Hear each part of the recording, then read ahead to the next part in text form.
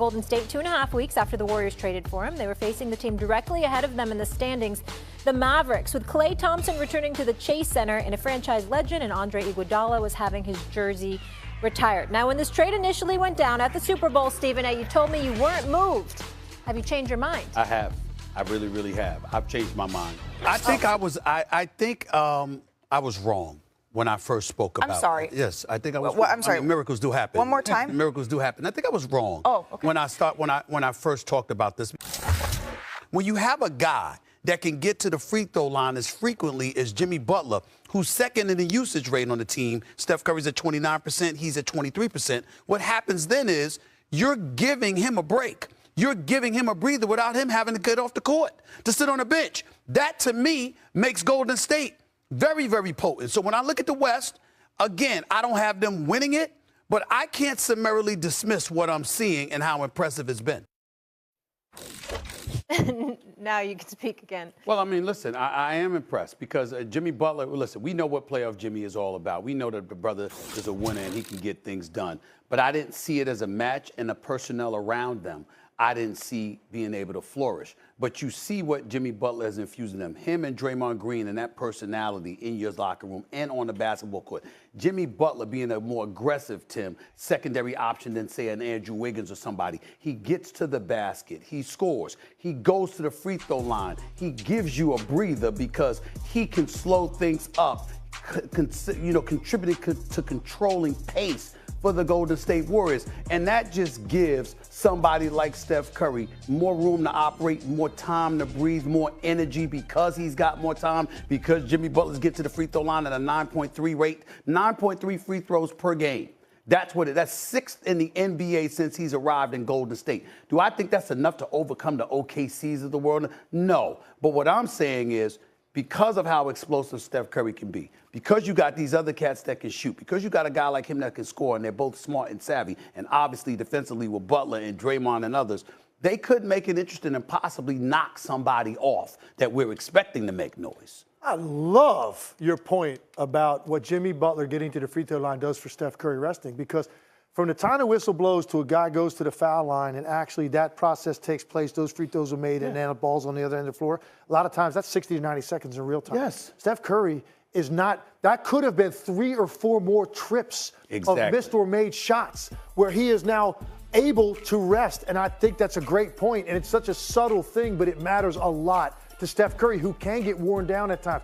Here's where I've been surprised – not surprised, because Jimmy Butler is a very smart player.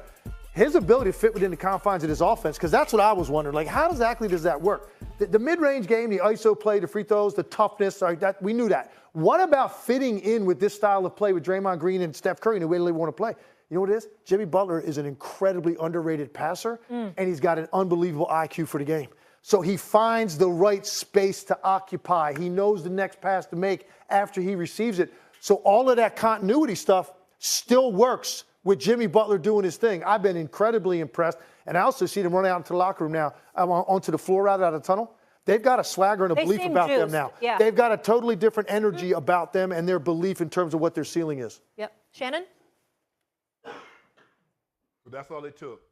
It took them to beat a team without Anthony Davis, without Lively, without Daniel Gafford. That's all it took. So I guess what? The Lakers going to the championship. If they can play OKC without Shai Gilgeous, without Williams, without Hartenstein, and without Chet Holmgren, here we go. Really, Stephen A. and Legs? In that 5-1 record, who have they beat? That's above them. Take your time. Who they play. Hold on, nobody's saying they're winning. Nobody's saying they're winning the West. We're not saying they're winning the West, but they're a dramatically improved product. I was wrong. I was wrong. I was. Stephen A. I was. Excuse me. First of all, you should hold on, because you're not going to hear me say that very often. So you should hold on to those moments, okay? That's number one, okay? Number two, you're one of the people who taught me this. Listen, when you're watching the nuances of the game unfold before your very eyes, everything is not predicated on just the competition of play sometimes. Sometimes you're watching how teams seamlessly work together, and then you're imagining what they could do on any given night. That's all I'm saying. I don't think they're going to the finals, but do they have the potential to knock off somebody in the West, Shannon? I think they do. Shannon, to answer your earlier question about the only team they beat that's ahead of them, excuse me 1 second, the only one is the Rockets. Not Stephen. Now, if they go knock off OKC, they knock off Cleveland, they knock off Boston, they get one of those teams like that, because y'all know what we do to them. It don't matter who they're. You already know what LeBron do to. Don't you know, Stephen A? Legs, don't you know? Don't you know what we do? Okay, I'm just checking. As long as everybody knows. He's about to make my spring a very, very uncomfortable spring. Oh, he's no starting doubt. to get on my damn No nerve. doubt. You know what I'm saying? Because I'm telling you right now, I'm just getting stopped going to hear more of this. The more they climb, I'm going to have to listen to this, Molly. I have to listen to this man. Yes, I thought my yes. spring was going to be better and his spring was going to be bad. But them damn Knicks. Opposite trajectories? I tried to tell you this.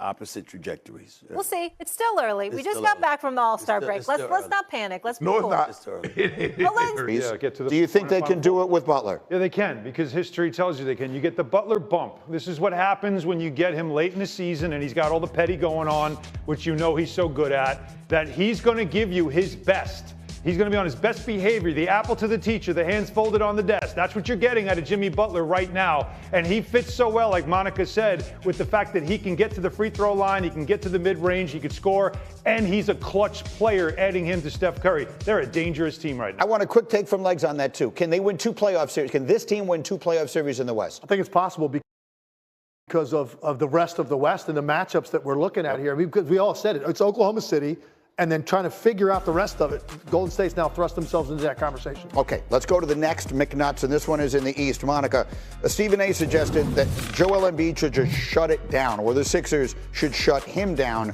right now. Is that McNuts? It is not McNuts, and I am inclined to agree because shout out to Taylor Twellman. What are we doing? Like, what are we doing in Philadelphia? He can't stay healthy. He's not on the floor. If you are stuck with this albatross of a contract, call it now on this particular year so that you can have him moving forward. Like, this to me is not making the situation. Why are you laughing, Alan? Can we show that again? What is It's effort. Isn't that what you want to see? Is it though? No? Okay. Is it though? Look, I'm sorry, that was hilarious. Joel The reaction of the player, the offensive player. It's not the best thing I've ever seen. So here it is again. What's the offensive play? I'm sorry. I didn't realize the offensive player looked Like, did something just fly by me? What was that? Is that a? I'm so was sorry. That a bird? Okay, so, Sorry, Monica, I blew up your whole spot. No, but it's that- fine. No. This is way better. so look, I'm old enough to remember when Joel Embiid was the most valuable player in the NBA. Yeah. It was like 2 years ago. Right. How did we go from that to he should never have played in the Olympics, which I agree with you on. How in the world they allowed that, I have no idea. To now he has the worst contract in the league, to let's just shut him down and hope that somehow he gets it and gets himself into shape that we've never seen him be in maybe in his whole career in time for next year. Because at this point, all you're trying to do is salvage some sort of a return at some point.